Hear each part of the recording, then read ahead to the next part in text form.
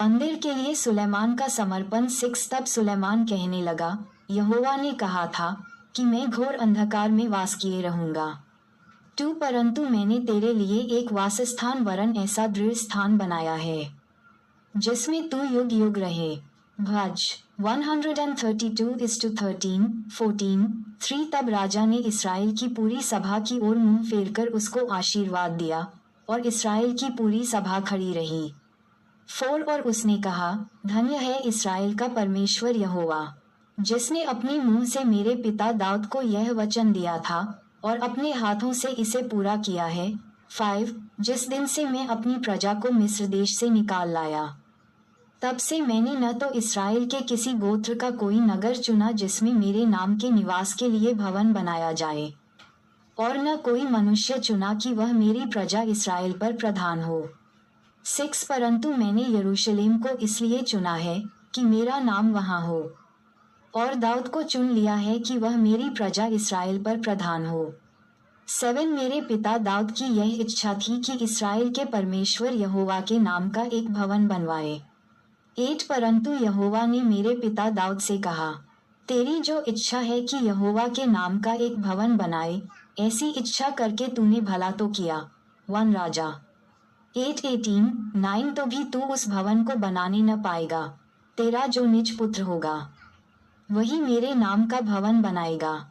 10 यह वचन जो यहोवा ने कहा था उसे उसने पूरा भी किया है, और मैं अपने पिता दाऊद के स्थान पर उठकर यहोवा के वचन के अनुसार इस्राएल की गद्दी पर विराजमान हूँ, और इस्राएल के परमेश्वर यहोवा के नाम के इस भवन को बनाया है।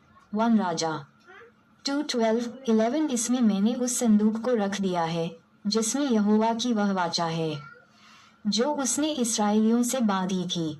सुलेमान की प्रार्थना 12 तब वह इस्राएल की सारी सभा के देखते यहोवा की वेदी के सामने खड़ा हुआ और अपने हाथ फैलाए। 13 सुलेमान ने 5 हाथ लंबी, 5 हाथ चौड़ी और 3 हाथ ऊंची पीतल की एक चौकी बनाकर आंगन के बीच रखवाई थी। उसी पर खड़े होकर उसने सारे इस्राएल की सभा के सामने घुटने टेककर स्वर्ग की ओर हाथ फैलाए हुए कहा। 14 हे यहोवा, हे इस्राएल के परमेश्वर, तेरे समान न तो स्वर्ग में और न पृथ्वी पर कोई परमेश्वर है। तेरे जो दास अपने सारे मन से अपने को तेरे सम्मुख जानकर चलते हैं, उनके लिए तू अपनी वाचा पूरी करता और करुणा करता रहता है। 15 तूने जो वचन मेरे पिता दाऊद को दिया था उसका तूने पालन किया है, जैसा तूने अपने मुंह से कहा था वैसा ही अपने हाथ से उसको हमारी आंखों के सामने पूरा भी किया है। 16 इसलिए अब हे इस्राएल के परमेश्वर यहोवा, इस वचन को भी पूरा कर जो तूने अपने दास मेरे पिता दाऊद को दिया था। तेरे कुल में मेरे सामने इस्राएल की गद्दी पर विराजने वाले सदा बने रहेंगे।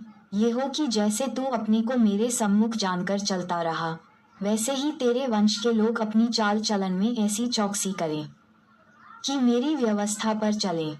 17 अब हे इस्राएल के परमेश्वर यहोवा, जो वचन तूने अपने दास दाऊद को दिया था वह सच्चा किया जाए। 18 परंतु क्या परमेश्वर सचमुच मनुष्यों के संग पृथ्वी पर वास करेगा? स्वर्ग में वरन सबसे ऊंचे स्वर्ग में भी तू नहीं समाता, फिर मेरे बनाए हुए इस भवन में तू कैसे समाएगा? 19 तो भी हे मेरे परमेश्वर यहोवा, अपने दास की प्रार्थना और गिड़गिड़ाहट की ओर ध्यान दे और मेरी पुकार और यह प्रार्थना सुन जो मैं तेरे सामने कर रहा हूँ। 20 वह ये है कि तेरी आंखें इस भवन की ओर, अर्थात इसी स्थान की ओर जिसके विषय में तूने कहा है कि मैं उसमें अपना नाम रखूंगा, रात दिन खुली रहें, और जो प्रार्थना तेरा दास इस स्थान की ओर करे उसे तू सुन ले। 21 और अपने दास और अपनी प्रजा इस्राएल की प्रार्थना जिसको वे इस स्थान की ओर मुंह किए हुए गिड़गिड़ाकर करें, उसे सुन लेना। स्वर्ग में से जो तेरा निवास स्थान है सुन लेना और सुनकर क्षमा करना। 22 इंचेस जब कोई मनुष्य किसी दूसरे के विरुद्ध अपराध करे और उसको शपथ खिलाई जाए और वह आकर इस भवन में तेरी वेदी के सामने शपथ खाए। 23 तब तू स्वर्ग में से सुनना और मानना और अपने दासों का न्याय करके दुष्ट को बदला देना और उसकी चाल उसी के सिर लौटा देना और निर्दोष को निर्दोष ठहराकर उसकी धार्मिकता के अनुसार उसको फल देना। 24 फिर यदि तेरी प्रजा इसराइल तेरे विरुद्ध पाप करने के कारण अपने शत्रुओं से हार जाए और तेरी ओर फिरकर तेरा नाम माने और इस भवन में तुझसे प्रार्थना करें और गिड़गिड़ाएं, 25 तो तू स्वर्ग में से सुनना और अपनी प्रजा इसराइल का पाप क्षमा करना और उन्हें इस देश में लौटा ले आना जिसे तूने उनको और उनके पुरखाओं को दिया है।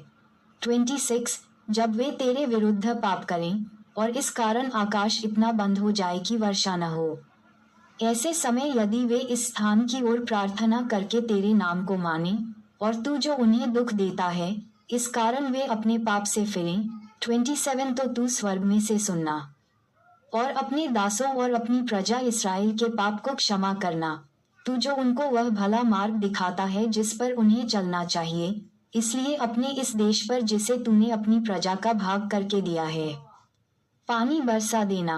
28 जब इस देश में अकाल या मरी या झुलस हो या गेरुई या टिड्डियां या कीड़े लगें या उनके शत्रु उनके देश के फाटकों में उन्हें घेर रखें या कोई विपत्ति या रोग हो। 29 तब यदि कोई मनुष्य या तेरी सारी प्रजा इसराइल जो अपना अपना दुख और अपना अपना खेद जानकर और गिड़गिड़ाहट के साथ प्रार्थना करके अपने हाथ इस भवन की ओर फैलाएं।